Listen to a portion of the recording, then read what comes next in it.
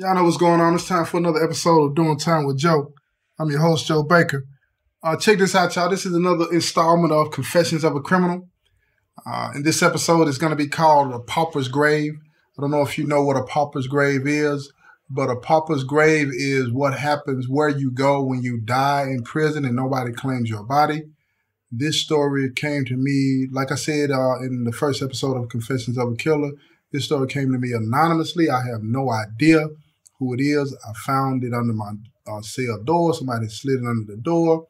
I'm not going to go looking to see who it is. I'm not going to try to find out who it is because I promised any and everybody that if they submitted something to me that they thought was worthwhile, that I would read it, consider it, and if it's good, I would talk about it on the show. And that's what I'm going to be doing with this one. This is a good one, y'all. This is going to make you really think. And I did this show because I want those of you out there that think you about this life to think about this. This is something I never even considered at all. I never considered this aspect of a possibility of what could happen to me by living the criminal lifestyle. You know what I'm saying? So I want y'all to sit back, relax, and enjoy the show.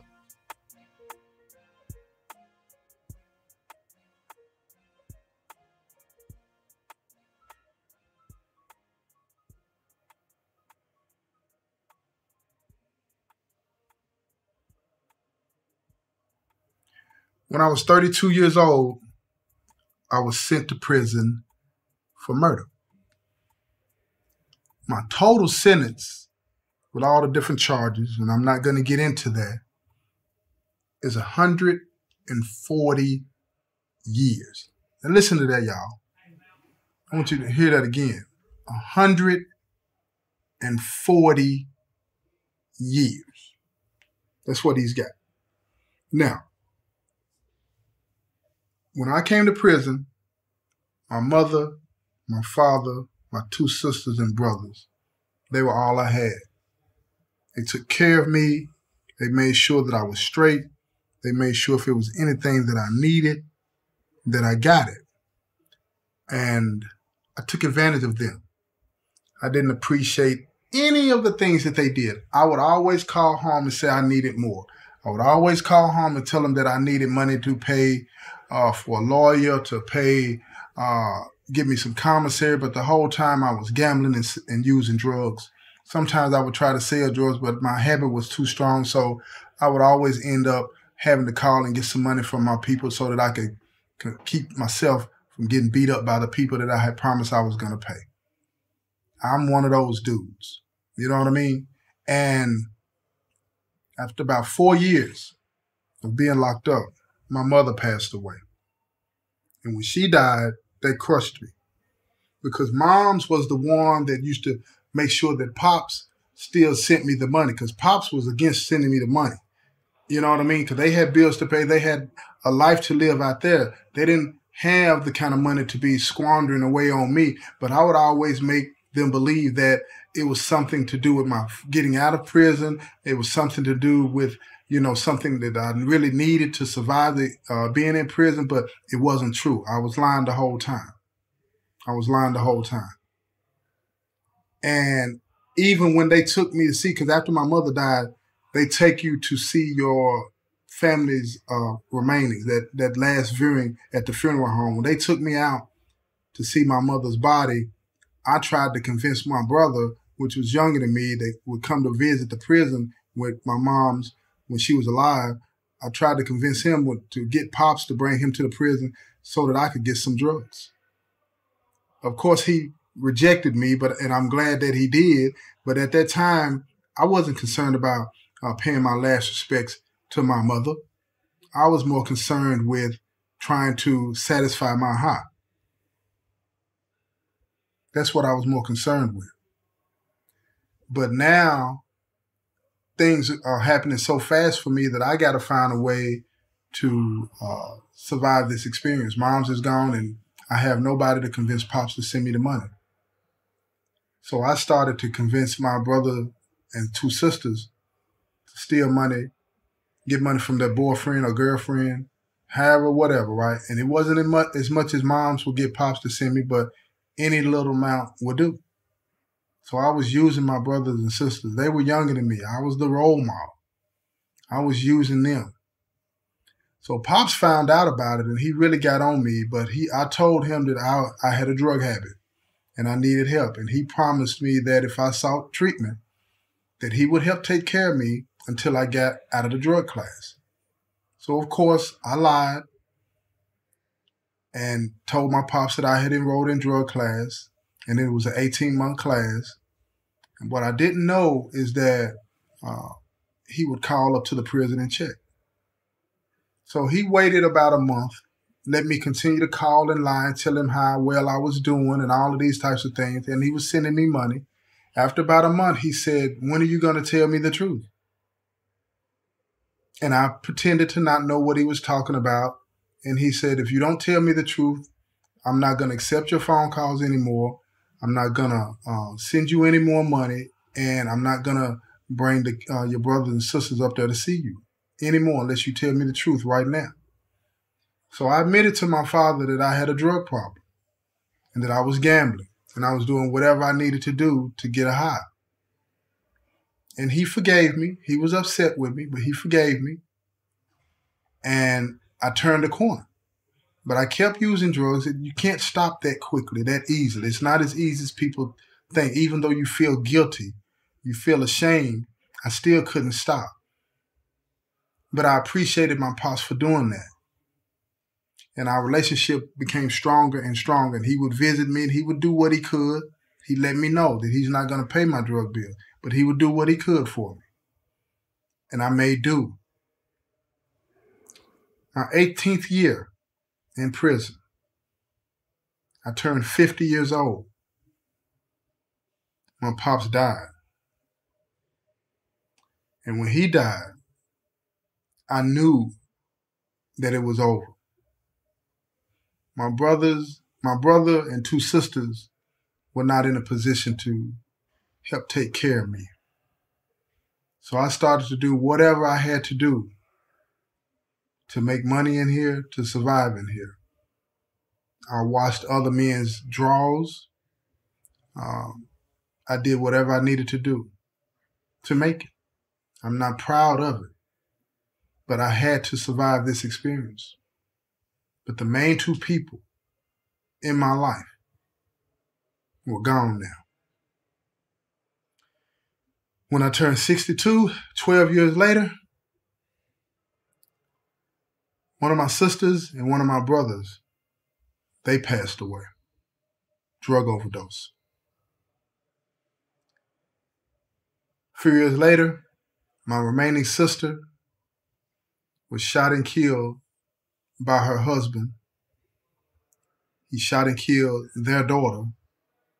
Then he turned the gun on himself, killed himself. And now I'm all alone. I don't have one living relative left alive on the planet. Think about that, y'all.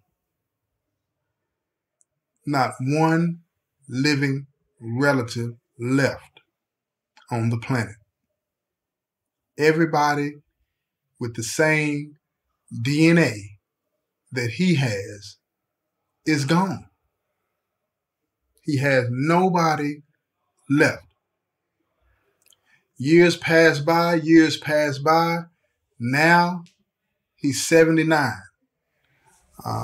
The prison system is doing a lot of things to try to reform itself and so on and so forth. So he gets a notice that says that he'll be going up for parole in 2 years. He's 79 years old. He's been locked up 46 calendar years. 46 years. 46. And he'll be going up for parole in 2 years. 2 years. Excuse me, 48 years. He's been locked up 48 years. I'm sorry. 48 years. And he goes up for parole in 2. He'll have 50 years in the penitentiary. 50 calendar years in the penitentiary when he goes up for parole. And he does not want to be released. He says that, where is he going to go? What is he going to do? They told him that they can get him into, if he makes parole, that they could get him into a nursing home, specifically for ex-felons. But he doesn't want to go there. He sees no hope of being able to do anything other than to be a burden to people. And let me continue to read what he says. I have multiple health issues. My legs swell up. I can't walk 10 to 15 feet without stopping because of my breathing. I take multiple medications for my heart. All of this is a result of my drug use. I'm an angry man. I hate myself and everybody around me. And I'm afraid.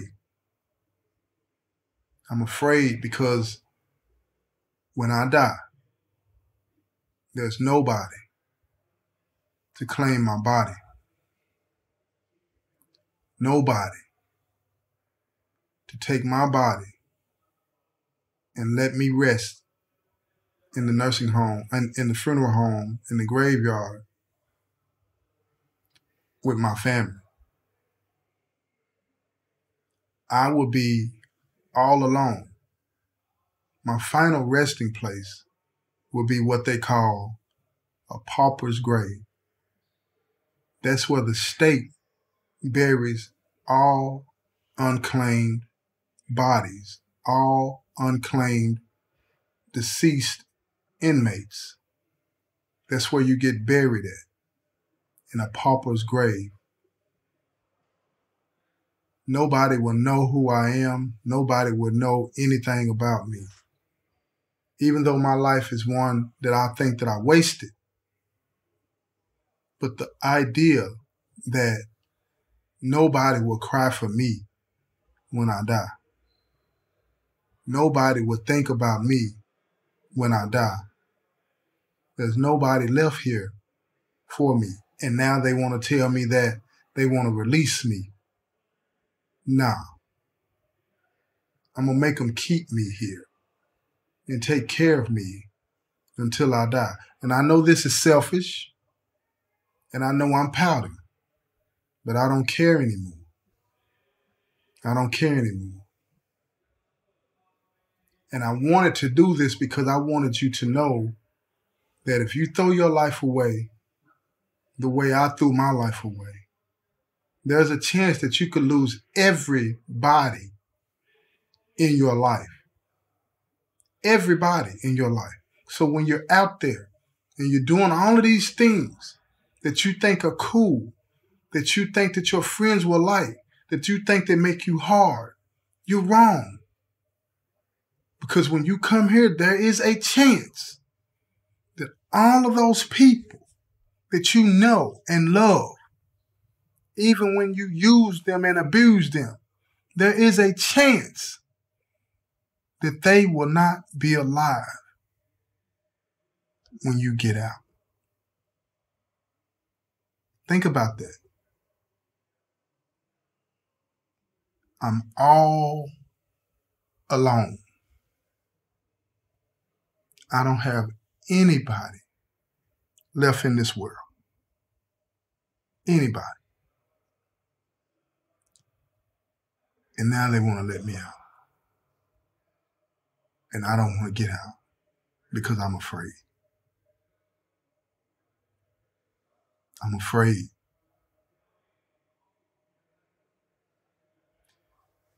I'm going to wrap that up, y'all.